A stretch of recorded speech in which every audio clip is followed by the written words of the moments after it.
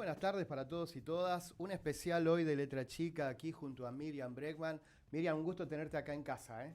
¿Qué tal? Muchas gracias por la invitación.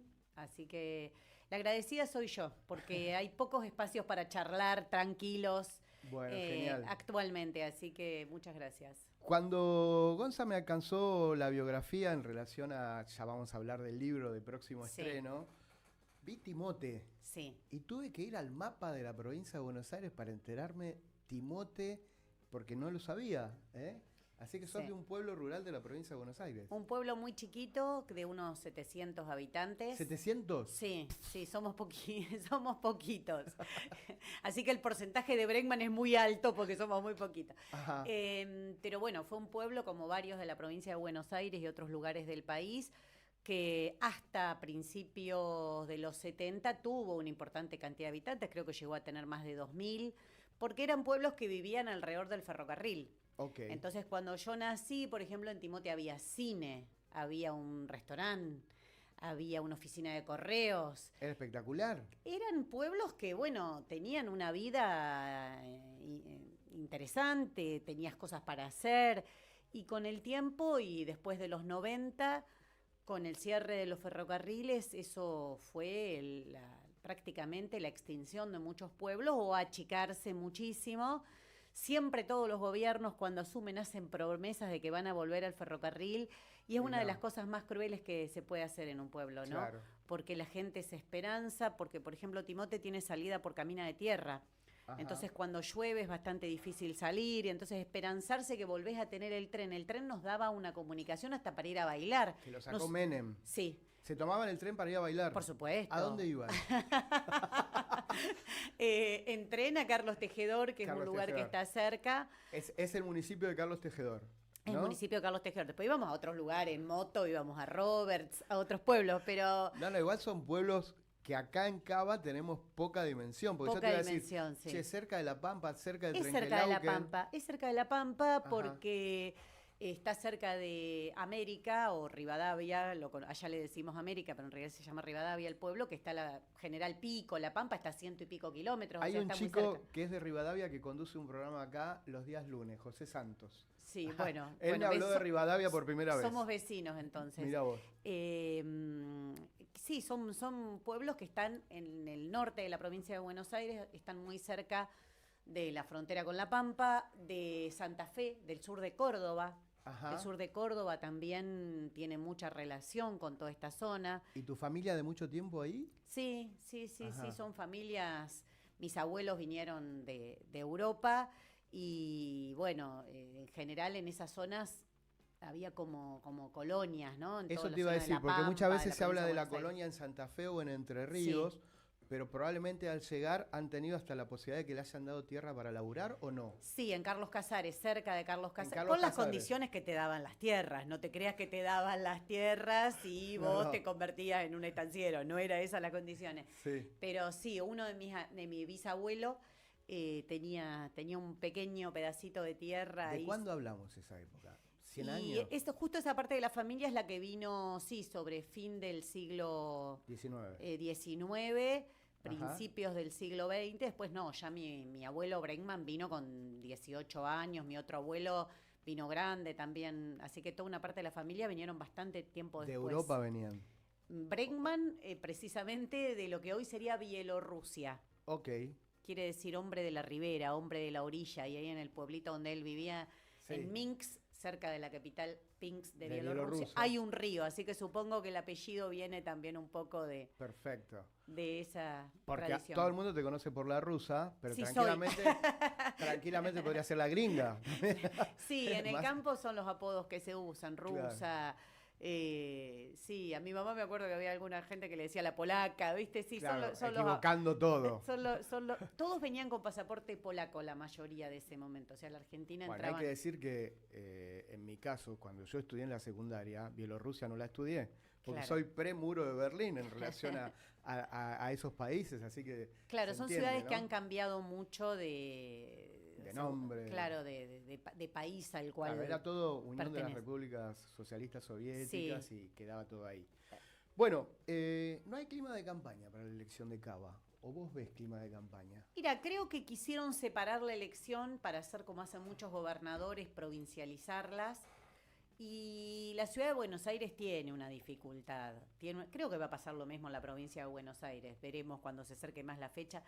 Pero el hecho de que acá funcione el gobierno central siempre ha hecho que las discusiones nacionales absorban mucho las discusiones de la ciudad, incluso la provincia de Buenos Aires, ¿no? Que somos como los que tienen la mayor cercanía. Entonces me parece que la idea de Macri de hacer una elección donde volver a mostrar la ciudad macrista, amarilla, pro, fracasó porque no logran, pero no solo por él, vos pensás que también la campaña del Frente de Todo, Frente Unión para la Patria, se sacaron todos los nombres de encima, se sacaron los colores, se pusieron verdecito y se pusieron ahora es Buenos Aires, Sí. pero Santoro, es diputado de Unión por la Patria, ¿viste? Y los que vienen abajo son los mismos peronistas de siempre, entonces... Es tremendo lo que le pasa a la política porque año a año y sobre todo al peronismo va cambiando el nombre, ¿no? No es tremendo, es una decisión que la deberían explicar.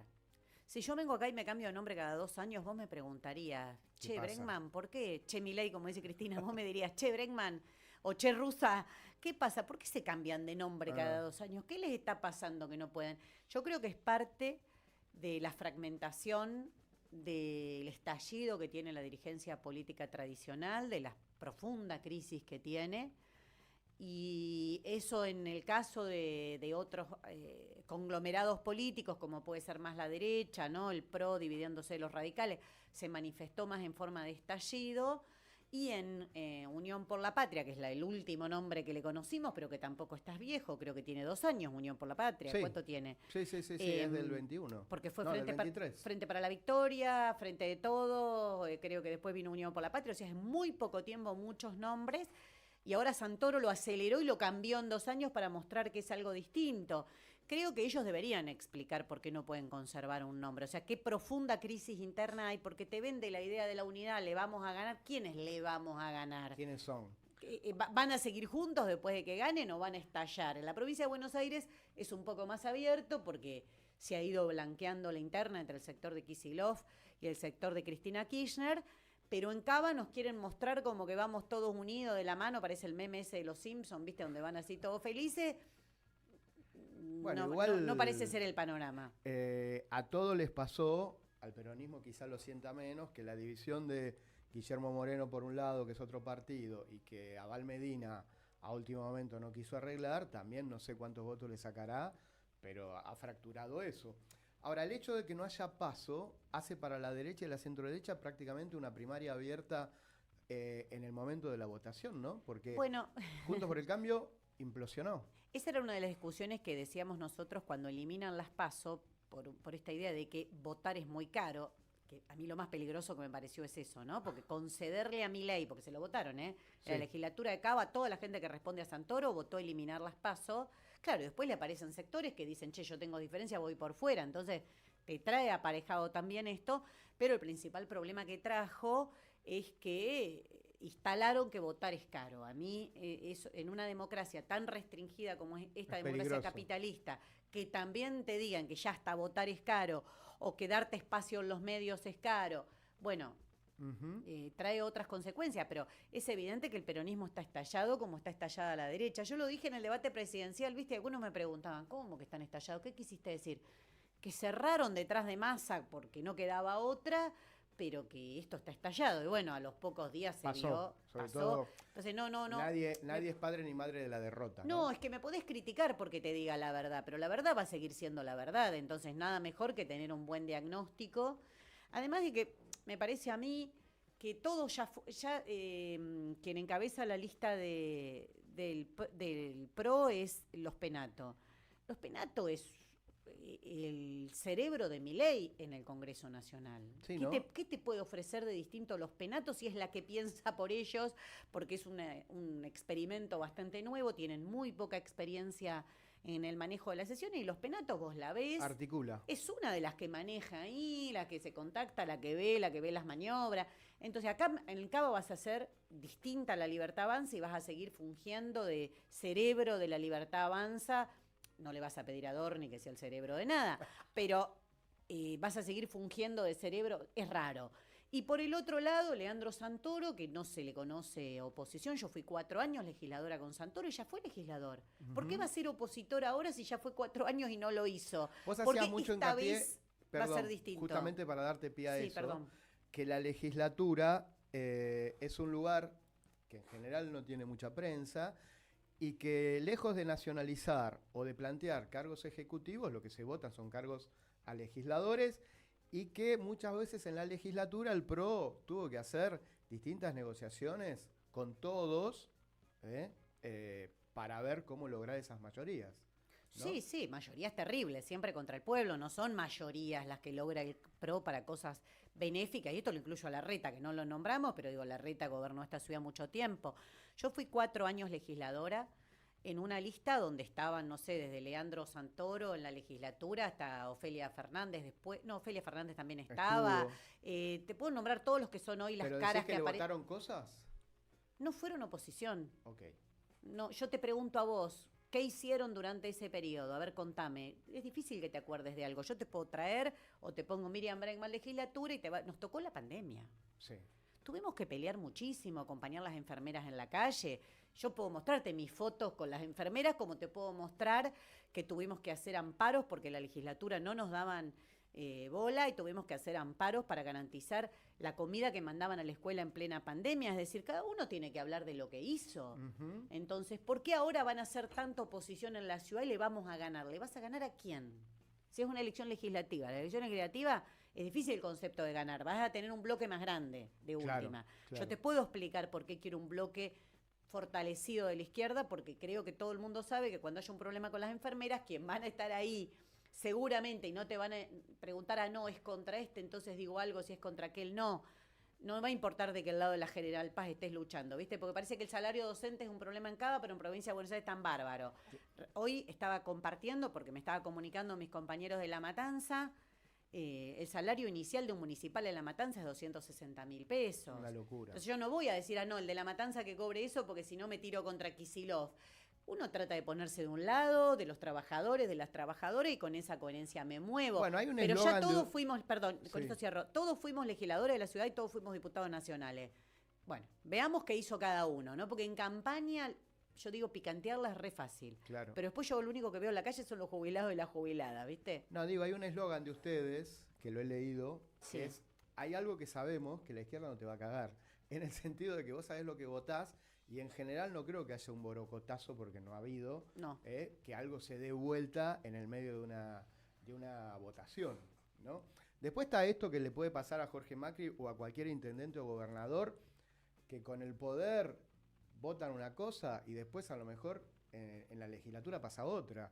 Digo, porque si no Milei no podría estar sacando las leyes que saca, ¿no? Con lo que Porque pasó se en el las 23. votan. Se las vota gente que supuestamente Se las fue elegida vota. para hacer oposición. Bueno, y mirá la ley de blanqueo. Uh-huh. El blanqueo, que es escandaloso el blanqueo que se hizo en la Argentina. Mientras Patricia Bullrich se llena la boca hablando del narcotráfico, votaron un blanqueo donde podés traer plata prácticamente de cualquier origen.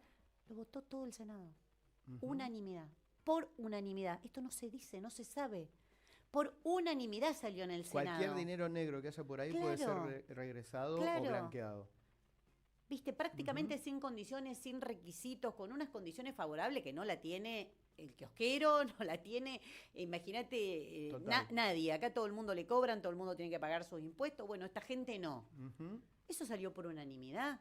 Y después lo que el otro pacto grande que hay en el Congreso Nacional es el del extractivismo, donde no todos se incendian, pero cuando es necesario votar ciertas leyes que piden las cámaras mineras, que piden los sectores extractivistas, ¿qué hacen? Decantan un sectorcito que dicen es culpa de los gobernadores.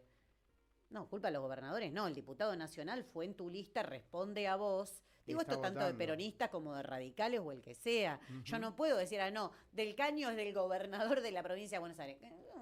Porque la izquierda es la izquierda y me hago cargo de lo que votan mis compañeros. A veces bien, nos podremos haber equivocado. Podemos discutir todo.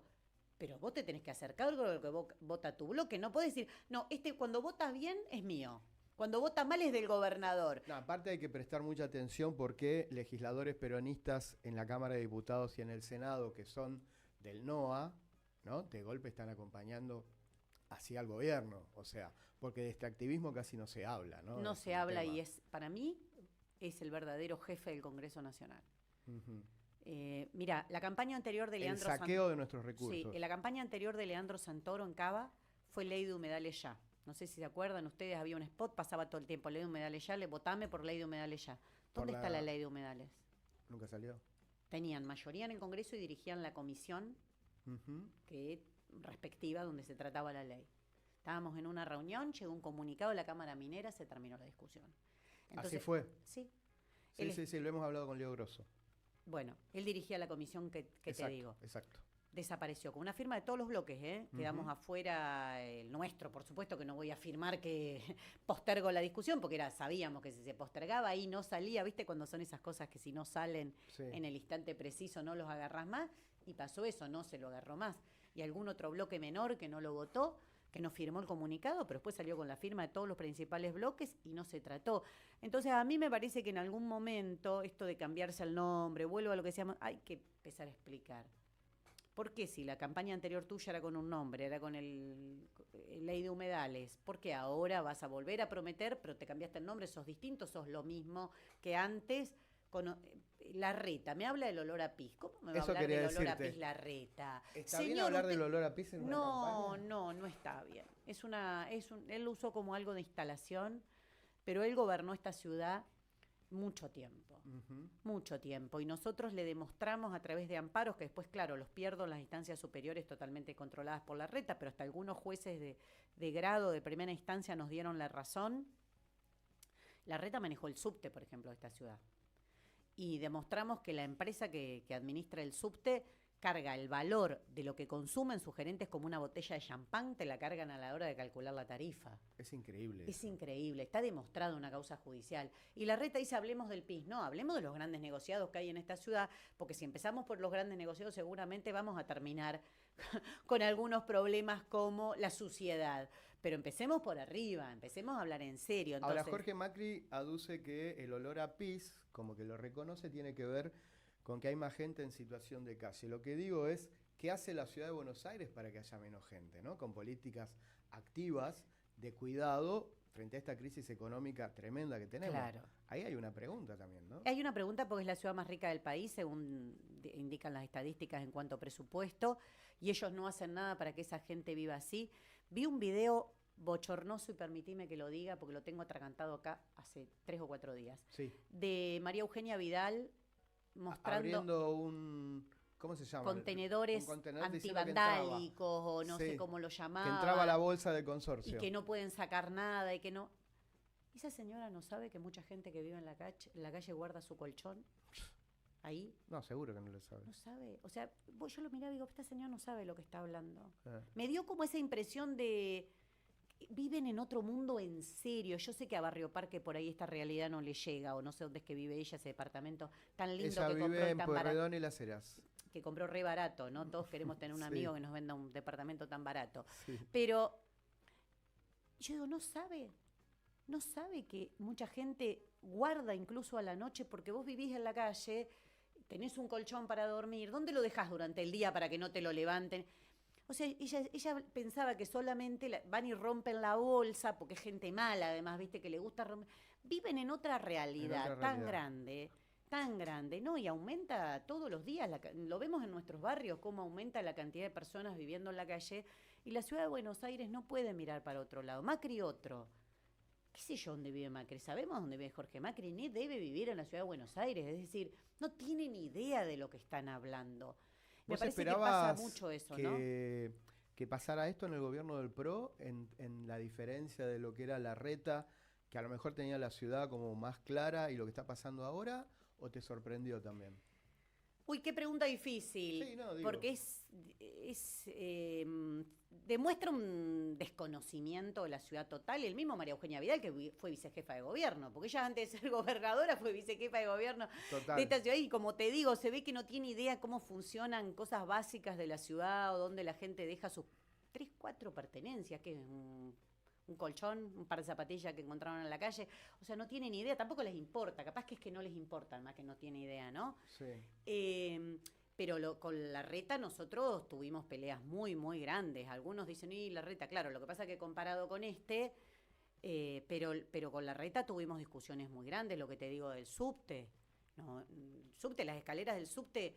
Santoro también hizo un video ahora de las escaleras del subte, o del subte. Sí. No empezó a andar mal ahora, che. Claro. Las personas con discapacidad lo vienen denunciando hace mucho tiempo que les cuesta el subte. Yo fui presidenta de la comisión, una comisión contra la represión que hay en la legislatura, ¿no? Ujú. Y tuvimos situaciones muy graves con el tema de senegaleses, cómo los reprimían en la calle la policía de Larreta, es decir, no... Acá en campaña todos resurgen y vuelven Que angelicales, son pero no... opositores fatales ahora. Claro, pero yo no, mi recuerdo, yo trato de ser sincera con lo que digo y que cada cosa que digo, el que la busca en Google la va a encontrar, ¿viste? Va a encontrar nuestra foto acompañando a esos trabajadores organizados en el MTE, en ese caso. Lo recuerdo, sí, sí. Claro, claro. Quiero hablar de distintas cosas. Está buenísimo lo que estamos charlando, a ver si nos da el tiempo, porque hay varios temas como para seguir plantando. Eh, no creo que me lo puedas decir ahora, pero ¿vas a ser candidata a diputada en octubre? Supongo que sí. Hay Y mucha gente que te quiere votar.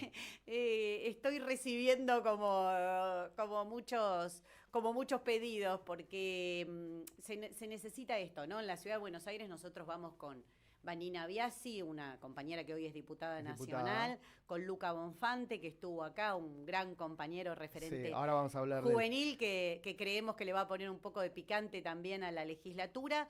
Pero sí, las elecciones nacionales, como estas son legislativas para ver cómo queda conformada la legislatura, hay también una preocupación por cómo queda el Congreso Nacional, por la cantidad de gente que se ha vendido en el último tiempo de los bloques mayoritarios, ¿no? Entonces, la izquierda estamos como recibiendo una presión particular. Para Che, que juegues. claro, ¿qué van a Sí. hacer ahora? ¿Cómo era estar en ese momento que vos eras diputada al lado del presidente de la Nación y la vice?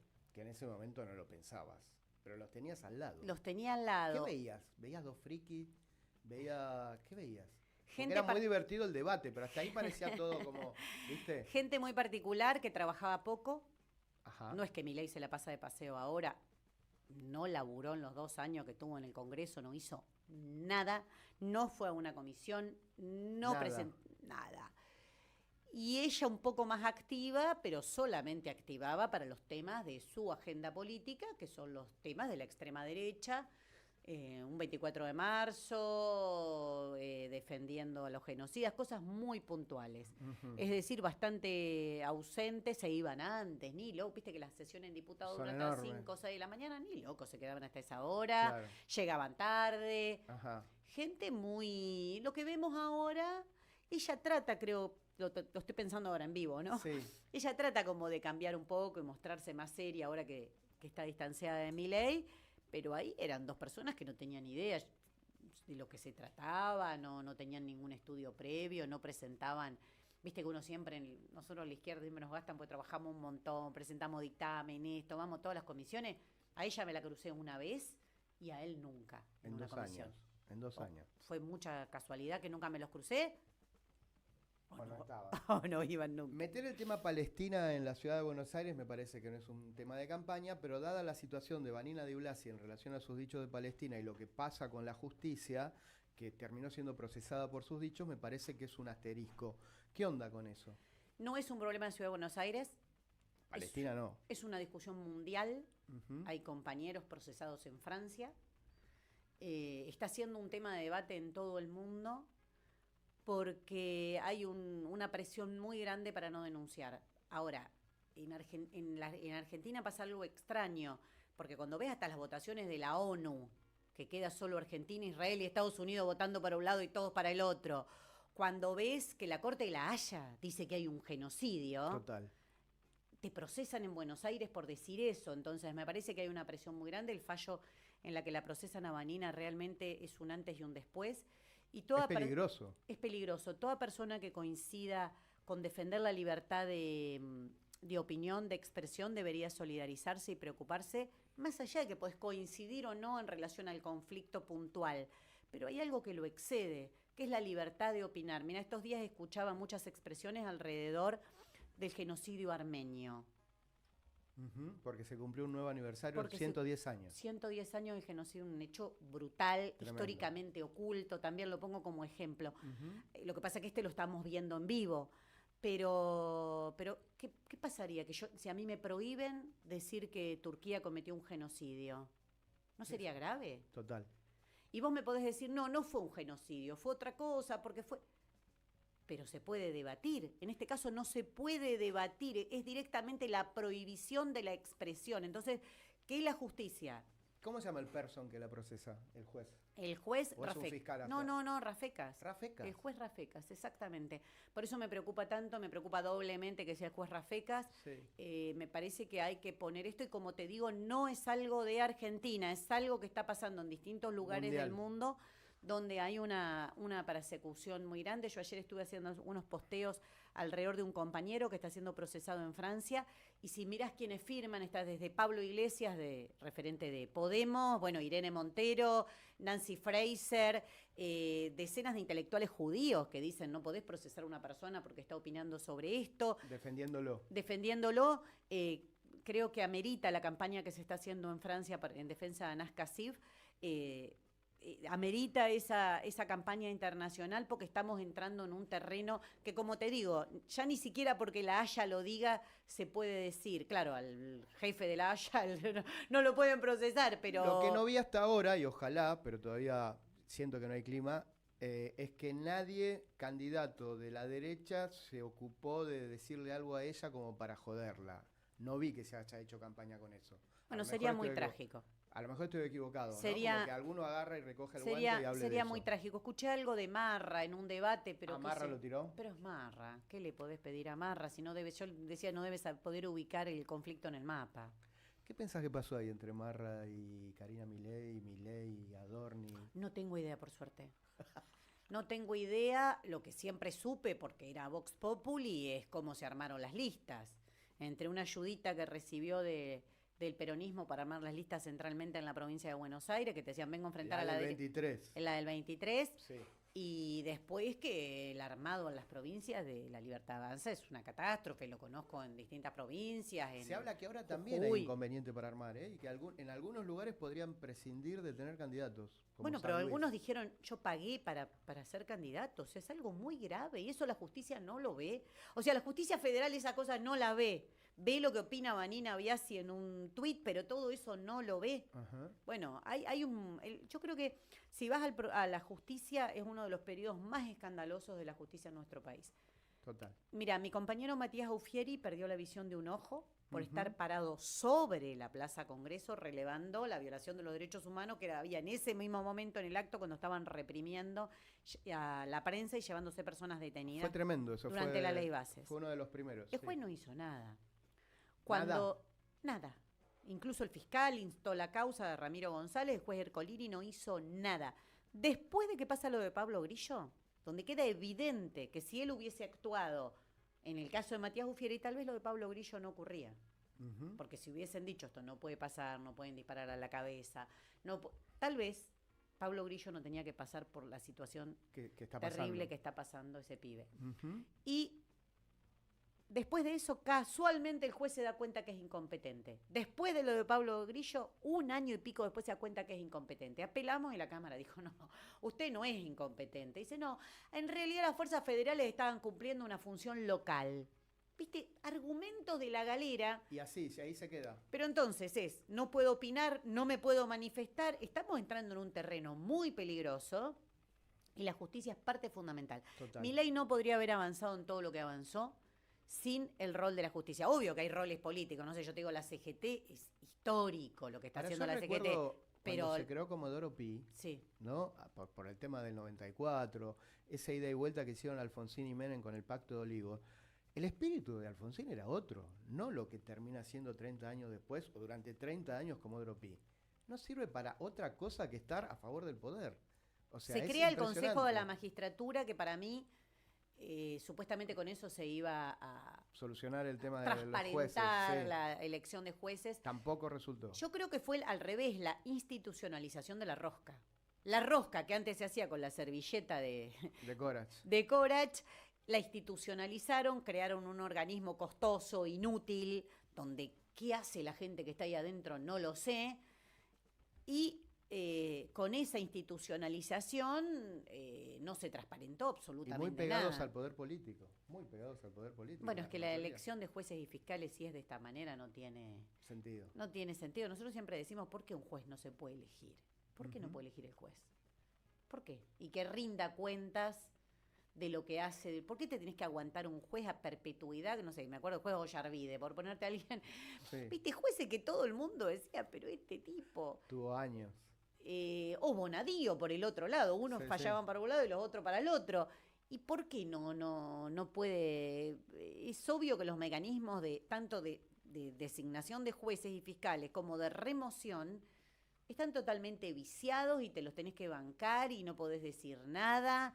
Me tocó la ley Bases, en la última movilización, la del 12 de junio, donde metieron un montón de personas detenidas y la acusaban de terrorismo. Terrorismo. Terrorismo por participar en estar una movilización en el manifestándose. Congreso. Viste, compañeros míos que después aportamos los videos, lo tuvieron que liberar, iban con la banderita retirando así, baja la policía, lo detiene terrorista. Una cosa delirante, pero el fiscal era Stornelli. Vos decime qué libertad tiene Stornelli con todos los problemas judiciales que tuvo él Él. para actuar contra el poder político. ¿Con Sí. qué libertad Stornelli le puede decir a Patricia Bullrich no, si ella lo defendió cuando él tuvo problemas? Bueno. Y qué servil que es Stornelli frente a una cosa tan increíble como lo de Canosa del otro día. No nos vamos a meter ahí, pero de golpe apareció él. No me meto porque planteando. no conozco realmente, pero sí que si dicen Stornelli, vos Le decís, dio pie a esa denuncia, ¿viste? vos decís Stornelli. ¿cómo va a funcionar esto? No sé, Ujú. te digo lo que me pasó a mí.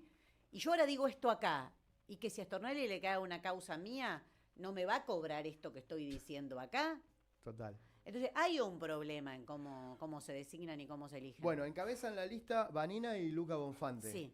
Contame de Luca, porque creo que ahí hay un cuadrazo, ¿no? Sí, Lucas es un referente, un compañero que milita hace bastantes años, a pesar de ser tan jovencito, de sus 20 y pico. Pero bueno, el año pasado apareció mucho ligado a la lucha universitaria, centralmente porque fue como la exposición de una realidad.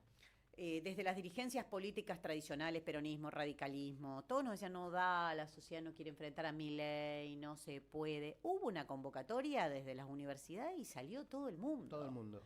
Entonces, no le eches la culpa de tu propia cobardía a la sociedad, a los estudiantes, a los jubilados, viste, cada cual que se haga cargo, que no quiere enfrentar a Milei o que prefiere que Milei haga el ajuste para después volver mejores, como decía Alberto Fernández. Volvemos mejores, claro, viene uno tan malo que después cualquier cosa Puede ser un poquito puede mejor. ser un poquito mejor, pero así estamos, ¿no? Atrapados en ese laberinto. Y Lucas surgió como un referente universitario y la verdad que a mí me enorgullece mucho porque creo que los pibes, las pibas tienen que tener un lugar, pero no un lugar desde arriba donde un adulto o una adulta le dice vos vas a hacer, no, un lugar bien ganado, en la pelea, en la lucha, por estar los miércoles con los jubilados y las jubiladas.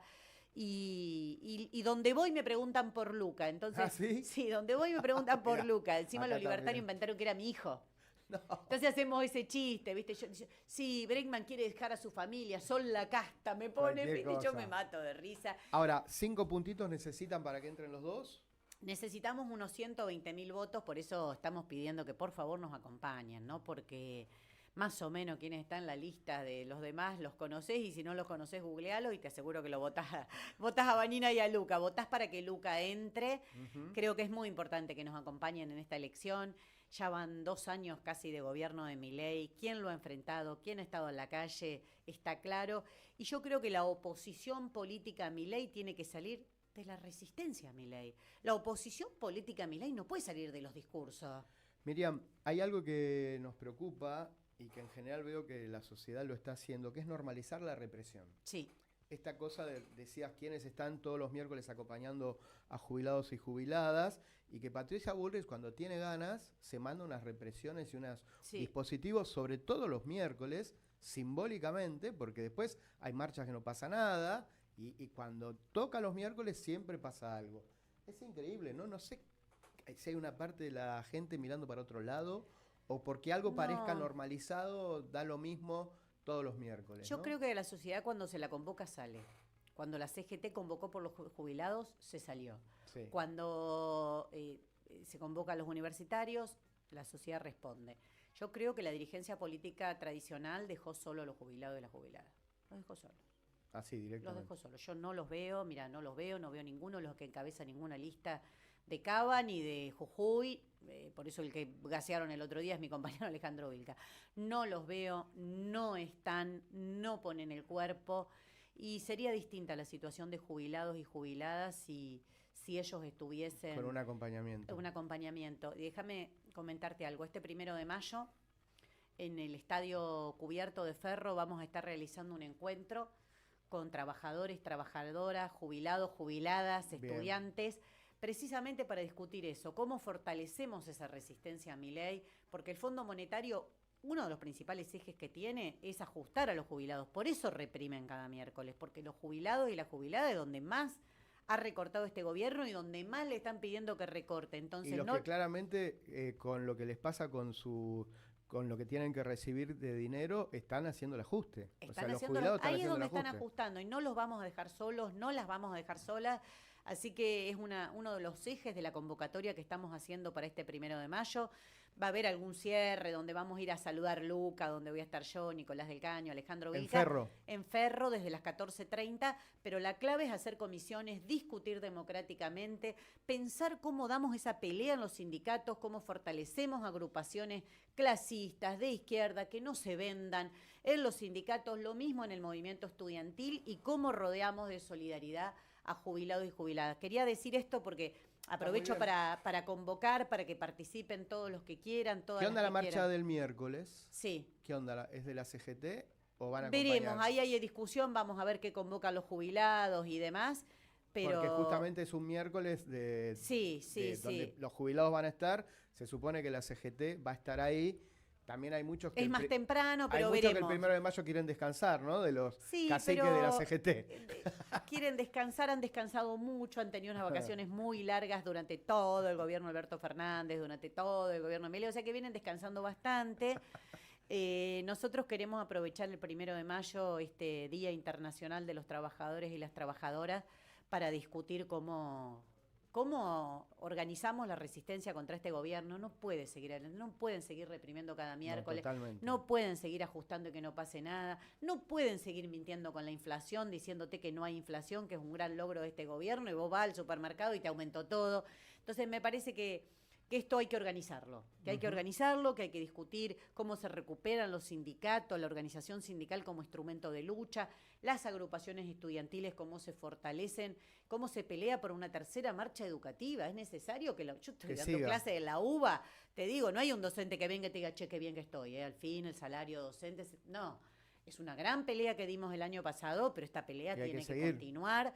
Y bueno, me parece que hay que aprovechar el 1 de mayo para ver cómo seguimos para adelante. Voy con dos últimas cortitas, porque creo que no queda mucho tiempo. Presentás un libro, falta poco, escrito por vos, que se llama Zurda. Sí. En la Feria del Libro. En la Feria del Libro, el 11 de mayo, domingo 11 de mayo, 19 horas, los invito y las invito a todos. Vamos a estar presentándolo con el escritor Guillermo Martínez y con el periodista Alejandro Berkovich. Bien. Para charlar un rato, para saludar, para encontrarnos ahí. Y elegí el título Zurda porque a partir de esto mismo que venimos hablando, ¿viste? ¿Por qué Milei está tan enojado con la izquierda y cuando quiere descalificar a alguien le dice zurdo, le dice comunista? ¿Por qué nos dice permanentemente zurdos, los voy a buscar hasta el último lugar del planeta? Y... me instó a escribir este libro medio rápido, porque es un libro escrito al calor de todas las demás peleas que damos cotidianamente. Es un libro que cuenta de tu participación en distintas luchas. Incluso en los juicios por la verdad y justicia también. Sí, exactamente, pero ¿por qué zurda? ¿Por qué se necesita ser de izquierda?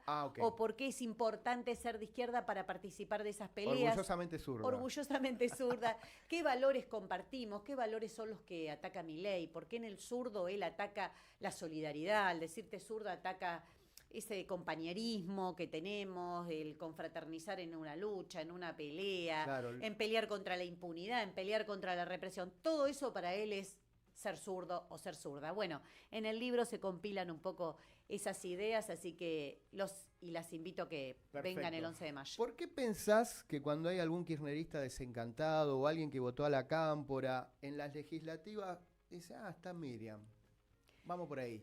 Primero porque las elecciones son muy difíciles, un terreno muy difícil para la izquierda. Vos pensás que los millones que se gastan en estas campañas electorales nosotros no los tenemos. Agradecemos las invitaciones como esta porque son los espacios donde la gente nos conoce y podemos difundir, además de las redes sociales. Y en las elecciones ejecutivas siempre hay mucha polarización, que es una polarización que nos ha hecho mucho daño, ¿no? Entre elijo este o este que no me gusta, pero es menos malo que el otro. Bueno, las legislativas creo que tienen ese espacio de pensar más libremente, qué voy a poner en el Congreso, quién quiero que esté en la legislatura, pero por eso pasó algo que es una trampita que han hecho en estas elecciones legislativas de la Ciudad de Buenos Aires, que es que te las muestran como ejecutiva. Voy a ganar la ciudad para hacer esto.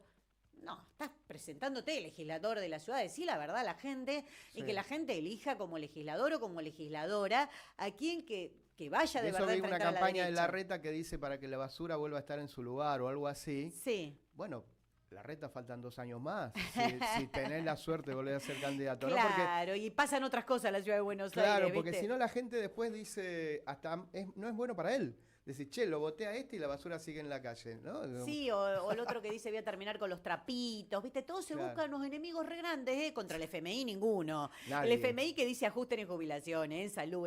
Ese no se mete nadie, ese se lo dejamos a la izquierda, que se ocupen de los grandes enemigos. La última, porque es lo que hubiera querido preguntarte si hubiéramos estado más tranquilos y fuera de campaña. Sos una feminista que hizo mucho por la ley de restricción del embarazo, por la ley de aborto, el Ni Una Menos, o sea, ahí ganaste una gran visibilidad. Y en esta época tan reaccionaria, a alguien se le ocurrió decir, che, se pasaron un par de pueblos las mujeres. Yo no abono esa teoría ni comparto, pero digo, eso genera un debate interesante. No nos pasamos ningún par de pueblos, pero está claro que algunos varones jóvenes quedaron como fuera de la interlocución en ese momento, ¿no? Con el Ni Una Menos y las verdes y demás. ¿Qué análisis haces de eso? No por autocrítica, sino de... Sí, porque esto sigue. Mira, ¿no? Nosotros siempre tenemos una canción que cantamos con mis compañeras de Pan y Rosas, que es cuando una mujer avanza, ningún hombre retrocede. ¿Y qué queremos decir con esto? Que hay que discutir con esos varones, que toda la pelea que dimos es para concientizar, para llegar a valores comunes. Y es verdad que a veces se los atacaba sin tratar de convencer que hay que respetar a las mujeres, que es verdad que somos oprimidas y demás. Eso en relación a la juventud sobre todo, ¿no? Que es donde más hay que tener una contemplación. Ahora, el patriarcado existe, el machismo existe, y a mí no me preocupa que diga la derecha, porque la derecha reivindica el machismo. Bueno, lo escuchaba Milei, no te necesito explicar nada. Me preocupa que algunos que se paran desde el progresismo, desde el campo nacional o popular, o como decidan llamarse, y dicen, pero se pasaron 3 pueblos. Ahí lo veo más complicado, porque lo que se pasó 3 pueblos en el gobierno de Alberto Fernández fue el Fondo Monetario, fue aplicar recortes en jubilaciones para pagarle al FMI, fue acordar con los acreedores privados. ¿Vos pensás que vino de ahí? Sí. Que es una frase que viene desde el progresismo. Sí, fíjate que viene del progresismo. Okay. De un sector, otros no, otros. Sobre todo las mujeres seguimos diciendo, ¿cómo nos van a culpar a nosotras del fracaso de un gobierno que llegó diciendo que iba a llenar la heladera y te la vació? Aparte fue un movimiento transversal, si hablamos del 17 en adelante, que claramente cambió la lógica de la discusión y quedaron un montón de cosas positivas en favor. En favor. Ahora, lo que nadie pensaba, probablemente ustedes tampoco, que venía esta ola reaccionaria, porque a lo mejor no sé si hubiera sido igual, qué sé yo, no sé. No, pero la ola reaccionaria yo creo, ¿no? Bueno, si le armás las listas es probable que la ola contrafáctica venga. Total. Por más que las mujeres no nos pasemos 3 pueblos, por decirlo con algo de ironía. No, es la manera de no hacerse cargo del fracaso y culpar a las feministas, pero cuando vos culpás a las feministas o a las mujeres, a la diversidad de eso, estás deschavando un poco qué pensás también, ¿eh? Quiere decir que antes te molestaba la pelea. Quiere decir que antes te molestaba mucho que las mujeres alcemos la voz, peleemos por generar otra conciencia social, le discutamos a los pibes, discutamos otros valores. Me parece que denota que en ese momento te sentías muy incómodo. Mira, incluso bajo el gobierno... La deconstrucción incomodaba. Incomodaba mucho. Durante el gobierno de Alberto Fernández, que nosotros discutimos, ojo con la institucionalización, ojo con creer que desde un ministerio vas a solucionar el patriarcado, sigamos en la calle, sigamos peleando. no ocupamos ningún puesto público, pero el Ministerio de Mujeres fue el que menor presupuesto tuvo durante toda la gestión de Alberto Fernández. Entonces, era mucho de discurso y poco de hechos concretos, de programas concretos, con el dinero suficiente para Aparte, sacar a el las hecho mujeres en simbólico de situaciones Milei de la violencia. motosierra con ese ministerio es una barbaridad. Por eso, entonces, si vos a eso le agregás y alimentás ese sentido común diciendo nos pasamos 3 pueblos, la verdad que le estás haciendo el juego a la derecha. ¿Qué querés que te diga? Ya Bien. que usan siempre tanto esa frase, hacerle el juego a la derecha, hombres, Te voy a fíjense. contar una anécdota que viene a cuento para cerrar, en relación a que más allá de la consideración política que acabás de hacer por el tema del progresismo, siempre hay una luz de esperanza. Mira, cuando se trataba la ley de matrimonio igualitario, el actual secretario general de la CGT, Octavio Argüello, moyanista, era diputado.